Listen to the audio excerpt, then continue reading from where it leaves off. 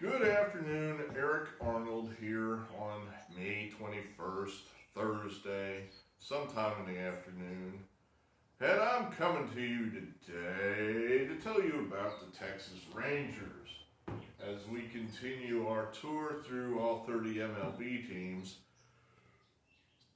previewing these teams in the hope that there will be a baseball season of some type. What's new other than that? Well, let's see. I did see one potentially positive sport-related item. I saw an NHL schedule, with basically saying this is how we intend to do it. And then, of course, with 10,000 disclaimers and caveats about, well, now it's not a done deal. We don't want to put the cart in front of the horse, all this other bullshit. It's like, fuck you, put the cart in front of the horse. I want some sports. Just give me some hope that this is not going to last forever. That at some point somebody's going to say, enough of this bullshit. We're going to get back to the way things used to be. But the schedule, it looked like fun. I mean, it was, they were going to take 24 teams. I think there's like 31 teams in the NHL, something like that. So just about everybody was going to make the playoffs in some fashion. I think they were going to take the top 8 teams currently in the 2 conferences and give them a bye into the second round, which worked out fine for me because the Philadelphia Flyers were 4th, so they got a bye. So then all those other teams would be whacking each other out, 24 minus 8, 16. So the other 16 teams will be hitting each other over the kneecap in 5-game series, which will be fun. I mean, that's old school. That's the way we used to do it back in the 80s. Those 5-game series were bloody. Oh, they were bad. Yeah, that was some good hockey back then. So, even though you're going to be playing in an empty arena, there's a potential there where you might have, some good hockey. And my team would get through to the second round anyway, which would be, what would normally be the first round. After you play that round of whatever, then you're into the second round, which would be normally the first round anyway. So it looked like there could be some hockey, maybe, starting in, I don't even think they gave me a date, so I don't know. I guess I'm just totally grasping the straws, trying to find something, anything that will make me feel better. I watched Full Metal Jacket the other day, and if you've never seen the movie, it's basically 2 separate movies. It's following the young recruits through boot camp at Parris Island, and then following their exploits once they get into country in Vietnam. And once they're in boot camp, there's one portly private there who's just a bit of a screw up, and they beat on this kid, both literally and figuratively, throughout boot camp, trying to get him to shape up into an acceptable soldier, and he just starts to slip into madness as he goes on throughout the movie. And I've started feeling more and more like that in this lockdown. I mean, I'm just, feeling like Private Pile. Right shoulder hard! Left shoulder arms! Lock and load! This is my rifle! Although there are many like it, this one is mine! I shouldn't make fun of it because, there are people losing their minds, literally, while this shit goes on.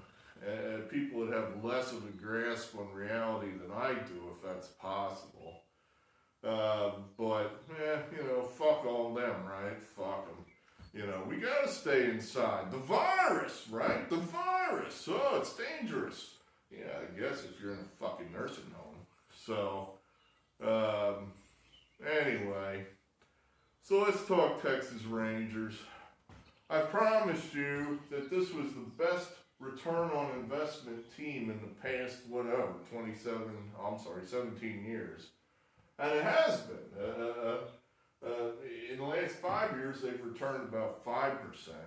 If you go all the way back, they've returned almost 2%. That's unusual. In other words, all teams seem to have ups and downs and will basically come down around, the VIG 50-50, where you lose about 2% if you bet that team every day. Well, the Rangers have overcome that somehow. And it's hard to put your finger on exactly how they've done it. They've had the same general manager since 2006. Some guy named John Daniels.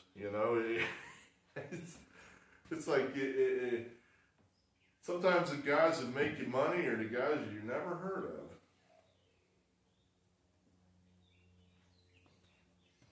of.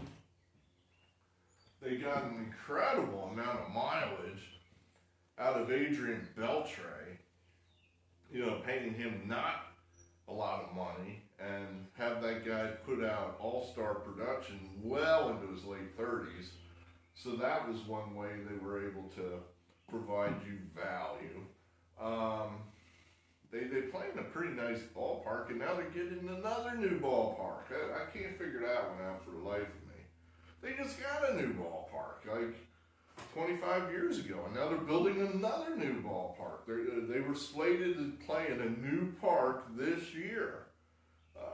Now all this happened, and now I don't know exactly what the plan is. But last year they were only expected to win 71 games, and they won 78. They weren't. These are the kind of teams you're looking for. That's a team that's not going to win the World Series, but 3.5% return on investment, that's good. That's a good team there. That's what we were looking for. Some of these years back, I guess these would be, your Beltre type years, where they made the playoffs and I guess nobody expected them to. 12%, 15%, that's crazy good. So the Rangers are a team that has exceeded expectations. Will they exceed them this year? Vegas has them at 79.5. Last year, runs 6th in the American League, runs against 12th, fielding 14th. I like teams that catch the ball. So, what do we got here now? So, are we going to surprise again the Texas Rangers, or is this team topped out?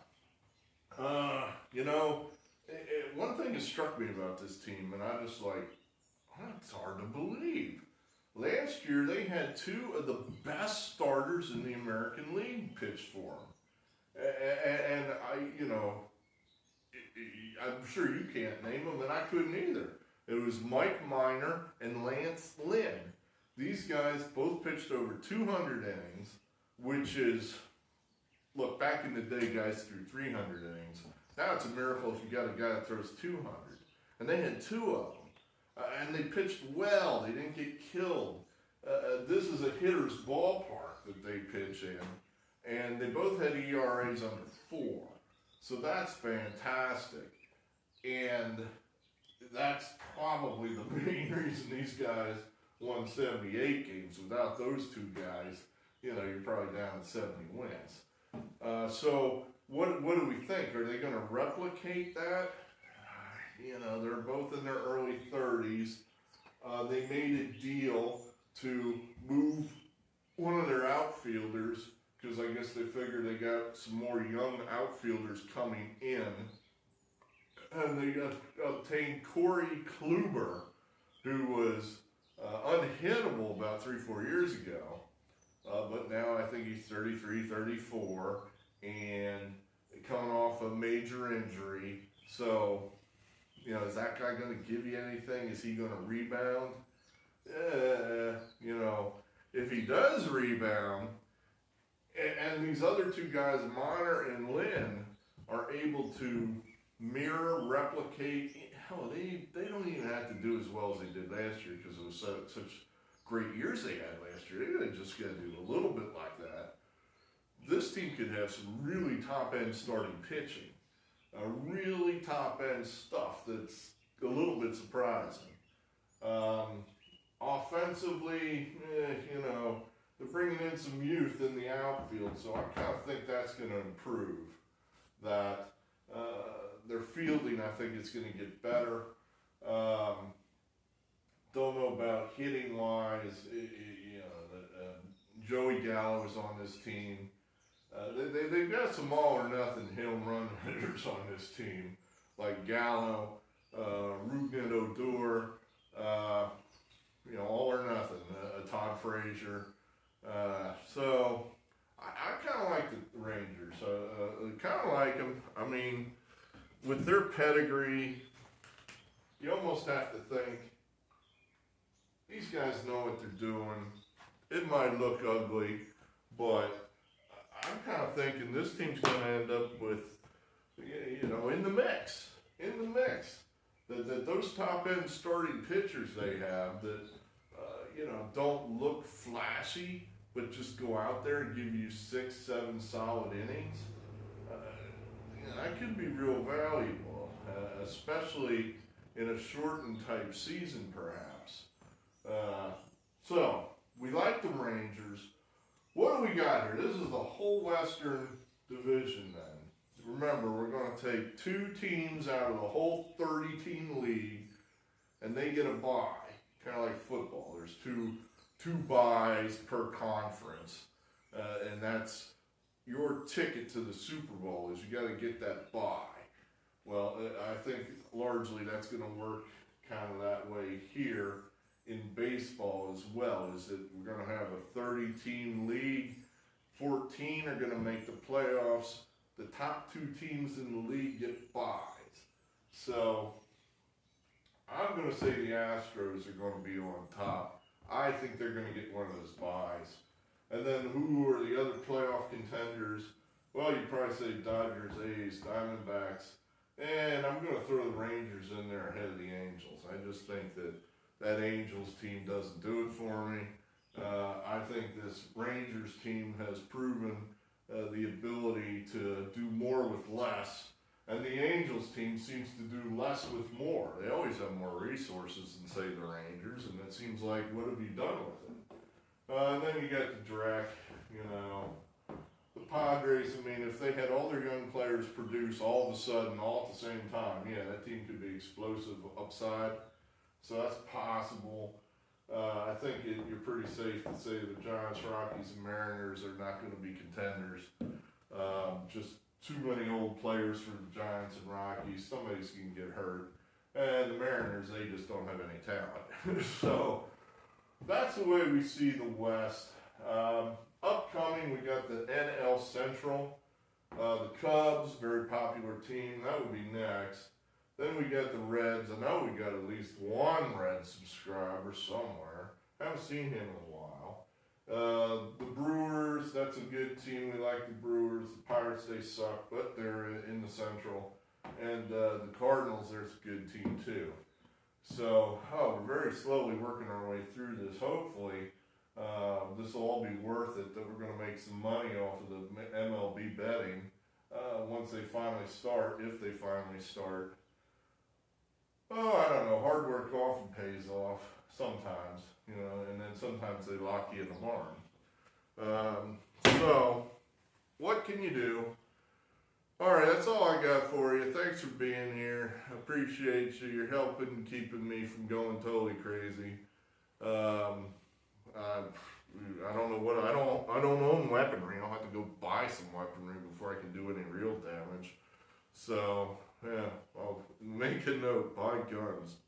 Well, we're not at that stage yet. So thanks for being here, and we'll talk again.